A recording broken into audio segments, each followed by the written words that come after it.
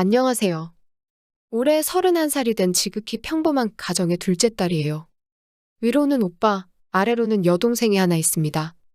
저희 오빠는 2년 전에 장가를 갔어요. 그리고 계획대로라면 제가 올해 결혼을 했어야 했지만 사정상 틀어지게 되었네요. 제가 글을 쓰게 된 이유가 누구를 비난하기 위함이 아니라는 걸 알아주셨으면 좋겠어요. 제 상식선에선 너무나도 이해가 되지 않아서 인생 선배님들께 조언을 구하고자 쓰게 되었습니다. 저와 결혼을 약속한 사람은 올해 33살이 되었고요. 저희는 연애 후 결혼을 약속했습니다. 제가 저희 가족의 이야기를 먼저 꺼낸 건 금전적인 부분을 먼저 말씀드리기 위해서입니다. 저희 집 형편이 자식들 결혼한다고 몇십억대의 집을 턱턱 사줄 형편은 안 돼요. 그리고 오빠가 먼저 결혼을 하면서 부모님께 지원을 많이 받고 장가를 갔고 저와 여동생은 상대적으로 적은 금액을 지원받게 될 예정이에요. 부모님께서 자식을 차별하신 건 아니에요. 오빠가 남자인데다 장남이고 저희 집 개혼이라 좀 많은 혜택을 받았어요. 그만큼 오빠가 부모님께 잘하니 불만은 없어요. 남자친구네 집에서도 지원을 많이 해줄 상황이 아니었고 저희는 신혼집을 얻으려면 대출이 불가피한 상황이었습니다. 이런 상황에서도 저희가 결혼을 결심했던 이유가 제 남자친구의 명의로 된 집이 한 채가 있었거든요. 오빠 진짜 대단한 것 같아. 어떻게 그 나이에 집까지 장만했어? 에이, 아직 대출도 남았고 집 산다고 현금도 다 썼는데 뭘. 내 결혼 자금으로 대출 남은 거 조금이라도 갚으면 어떨까? 좋은 생각인데? 그럼 우리 살림살이는 조금씩 벌어서 채워넣는 걸로 하고 집 대출금 먼저 정리하는 걸로 하자. 그럴까? 부모님께 이 사실을 말씀드렸더니 엄청 좋아하셨어요. 안 그래도 제게 많이 지원을 못해줘서 미안하고 걱정도 됐었는데 한시름 놓았다고요. 저도 남자친구에게 고마운 마음이 커서 출산휴가나 육아휴직 같은 불가피한 경우를 제외하고는 맞벌이를 하며 열심히 살아야겠다 다짐도 했어요. 여기서 한 가지 더 말씀을 드리자면 제가 모은 돈이 집 한 채 값에 비해서는 부족하지만 맨몸으로 시집 가는 건 아니었어요. 저도 오래 직장 생활을 하며 차곡차곡 돈도 모았고 아무것도 모르는 시절에 친구 따라 샀던 주식에서 재미를 조금 봤었어요. 재미도 느꼈지만 내 노력 없이 큰 돈이 생기는 걸 보고는 내가 다시 이 돈을 잃을 수도 있겠구나 싶어서 무섭기도 했거든요. 그래서 그때 조금 벌고 바로 손을 뗐어요. 결과적으로 저는 제 또래 비슷한 수입의 동료들보다는 조금 많은 돈을 갖고 있었어요. 그래서 남자친구한테 집 대출을 같이 갚으면 좋겠다고 말했던 거였고요. 아무튼 결혼 준비를 시작하는데 아무리 살림살이를 살면서 채운다고 해도 기본적인 건 챙겨놔야 하잖아요. 냉장고나 세탁기 같은 필수품들요. 요새는 집이며 가전이며 식 올리기 전에 준비를 하더라고요. 그래서 저도 준비를 하려는데 남자친구가 집에 대해서 이렇다 저렇다 말이 없는 거예요. 집이 몇 평이라던가 방이 몇 개라던가 이런 거요. 처음에는 집이 있다는 게 거짓말이었나 싶었어요. 남자친구가 등기부 등본을 보여줘서 오해는 풀렸어요. 지금 전세를 주고 있어서 당장 집 구조를 확인하거나 둘러보기 애매한 상황이다 하더라고요. 저는 바로 납득을 했죠. 그럼 여기서 생기는 문제가 이거겠죠? 결혼식 날짜와 전세 만기 시기가 맞을까? 여기에 대해서 남자친구와 얘기를 했어요. 결혼식 날짜까지 잡은 마당에 식을 미루기는 좀 그렇고 지금 세입자분들 전세 만기가 정확히 언제야? 글쎄, 좀 많이 남았을 거야. 그래? 얼마나? 한 2년? 재계약한 지 얼마 안 된 거야? 그렇지? 그래? 그럼 어떡하지? 2년 동안 살 전셋집이나 월세집을 좀 알아볼까? 돈이 좀 부담되지 않겠어? 그래도 딱히 다른 방법이 없으니까. 그동안 우리 집 들어오는 건 어때? 오빠네 집? 오빠 부모님 댁 말하는 거야? 응, 지금 내가 살고 있는 집. 싫은 건 아닌데. 생각 못한 부분이라 좀 당황스럽긴 하네. 어차피 나중에 우리 집 들어갈 건데 괜히 전세 이자랑 월세 지출하기는 아깝잖아. 그동안 돈 모은다고 생각하고 들어오는 건 어때? 그것도 나쁘진 않은데. 내가 잘 지낼 수 있을까? 그게 좀 걱정이네. 내가 너 스트레스 받는 일 없게 노력할게. 그럼 나도 우리 부모님하고 한번 얘기해 볼게. 남자친구네 부모님은 몇 번 마주쳐본 소감으로는 저를 힘들게 할 분들은 아닌 것 같았어요. 근데 아무리 성격이 좋아도 부딪히는 상황이 생길 수도 있잖아요.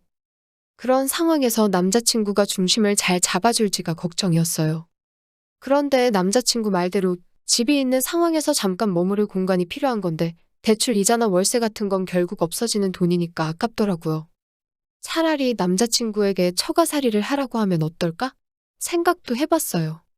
저희 부모님 입장은 시집살이를 한다는 게 걱정은 되긴 하지만 일단 기약이 있으니 다행이다 싶기도 하고 돈을 모아서 나오면 저희가 더 잘 살 것 같기도 하다고 하셨어요. 그리고 아직까지는 사회통념상 처가살이보다는 시댁살이가 어른들 입장에선 더 익숙하잖아요. 욕심 같아서는 남자친구에게 처가살이를 요구하고 싶은데 사돈께서 그걸 이해할 수 있을까 걱정이 된다고도 하셨어요. 괜히 초반부터 얼굴 붉히고 시작해서 괜히 제가 미운 털이라도 박힐까 걱정이 되신다고요.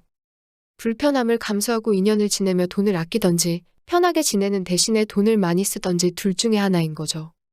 결국 남자친구 의견대로 하기로 했어요. 인연이라는 시간이 짧으면 짧다고 느낄 수도 있는 시간이니까요. 오빠 말대로 할게. 겨우 인연인데 뭐. 나도 어머님 아버님하고 친해지면 좋을 것 같아. 그렇게 생각해줘서 고마워. 불편한 거 있으면 바로 얘기해. 내가 다 막아줄게. 응. 그건 그렇고. 오빠 전세 계약서 갖고 있지? 그거 나도 좀 볼게. 어? 그건 왜? 전세금 어차피 우리가 세입자한테 돌려줘야 되는 빚이잖아. 나도 알고 있어야지. 계약서를 내가 어디다 뒀더라. 찾아보고 보내줘. 내가 그 부분을 알고 있어야 대출을 어느 정도 먼저 갚아야 할지 계획을 세우지. 그래, 알겠어. 집 문제는 이렇게 마무리를 하고 시간은 속절없이 흘러가는데 계약서를 보내주겠다던 남자친구는 감감무소식이었어요. 생각날 때마다 연락하면 깜빡했다, 아직 못 찾았다며 갖은 핑계를 대는 거예요. 그러다 보니 없던 의심도 생기더군요. 오빠, 도대체 왜 계약서 한 장을 못 찾아서 이렇게 시간을 끄는 거야? 오빠가 이러면 나도 자꾸 의심을 하게 되잖아. 아니면 전세 계약할 때 갔던 부동산에 연락이라도 해보던가.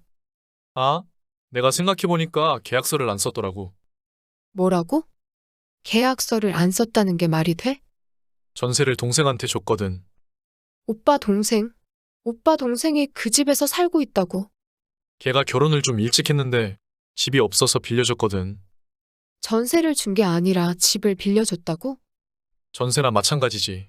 명의는 내 명이니까. 동생이 언제부터 살았는데? 한 5년 정도 됐나? 5년 동안 그 집에서 살았는데 2년 뒤에 동생네가 나간다고? 당연히 그땐 내보내고 우리가 들어가야지. 아니, 그때 나가는 건 확실한 거야? 내가 나가라고 할게. 그럼 지금 나가라고 해. 갑자기 어떻게 그래? 걔도 준비할 시간이 있어야지. 5년 동안 뭐 하다가 이제 와서 준비할 시간이 필요해. 말이 그렇다는 거지. 도대체 오빠는 무슨 자신감으로 나한테 2년이라고 얘기를 한 거야? 5년 동안 이사 준비도 안 했던 사람들이 2년 뒤에는 나간다고? 그게 말이 돼. 그럼 동생인데 어떻게? 갈 데도 없는데 나가라고 해? 정 갈 데가 없으면 동생네가 부모님 댁 들어가면 되잖아. 거긴 애도 있는데 좀 힘들지 않을까? 2년 뒤에는 집이 하늘에서 떨어진대? 어떻게든 하겠지. 지금 그런 마음으로 나한테 시댁살이를 하라고 한 거야? 그리고 그 사실을 왜 이제 와서 말하는 거야? 천천히 얘기하려고 했었어. 내가 이 사실을 알았다면 시댁 들어가지 않겠다고 할 거 알고 말을 안 한 거겠지. 지금 이 얘기 우리 부모님 앞에서 그대로 할 수 있어? 내가 책임지고 2년 뒤에 내보낼게. 굳이 말씀드릴 필요가 있을까? 지금 있는 거라고는 오빠의 말 한마디 뿐인데 어떻게 믿으라는 거야? 지금까지 숨긴 것도 너무 화가 나는데 지금 오빠 말만 믿고 나더러 시댁을 들어오라고? 그리고 내 돈으로 동생이 사는 집 대출을 갚겠다고? 이게 말이 돼? 어차피 4명인데 뭐가 문제야? 명의만 오빠 명의잖아. 우리가 2년 뒤에 들어갈지 20년 뒤에 들어갈지 아무도 모르는 상황 아니야? 2년 뒤에 나가겠다는 각서라도 받던가. 가족끼리 무슨 각서야? 오빠, 착각하는 것 같은데. 나는 아직 오빠의 가족이 아니야. 오빠의 말만 믿고 기다릴 수 있는 사람이 아니라고. 도대체 무슨 생각으로 이런 엄청난 사실을 숨긴 거야? 내가 오빠를 잘못 봤었나 봐. 지금 굉장히 혼란스러워. 나 이거 우리 부모님한테 말씀드릴 거고, 결혼은 다시 생각해보자. 부모님께 말씀드리니 아주 난리가 났죠. 사기꾼 집안 아니냐고 아주 노발대발 하셨어요. 저더러 이 결혼 꼭 해야겠냐고 하셨네요. 차라리 나중에 엄마 아빠가 전세금 해줄 테니 그때 시집 가라고. 근데 그놈은 결혼 상대로 아닌 것 같다고도 하셨어요. 저도 남자친구에게 굉장히 실망을 해서 결혼 자체를 다시 생각하게 됐죠. 불타는 사랑도 한순간이고 결국 믿음과 신뢰, 정으로 살아가는 거 아닌가요? 근데 시작부터 그 신뢰를 깨버린 남자와 어떻게 한평생 살 수 있을까요? 제가 결혼 못하겠다 하니 남자친구는 오히려 제가 이상하다는 반응입니다. 남도 아니고 가족 간의 거래인데 어떻게 너처럼 칼같이 할 수 있겠냐고요. 각서, 계약서, 그런 건 가족 간의 예의가 아니랍니다. 이게 말이 되나요? 저는 남은 전까지 싹 떨어져서 오히려 홀가분하게 헤어질 수 있었어요. 지금도 여전히 연락은 오지만 대개 저를 향한 비난이 대부분입니다. 그 집안에서는 제가 이해가 안 되는 존재인가 봐요. 그럼 그 이해 안 되는 존재와 연을 맺지 않으면 되지. 뭐하러 계속 연락을 하고 비난을 할까요? 정말 제가 가족 간의 신뢰를 범하는 오류를 저지르고 있나요? 오히려 가족이면 더 칼같이 해야 서로 기분이 상하지 않고 잘 지낼 수 있는 거 아닌가요? 정말 황당합니다. 조언 부탁드려요.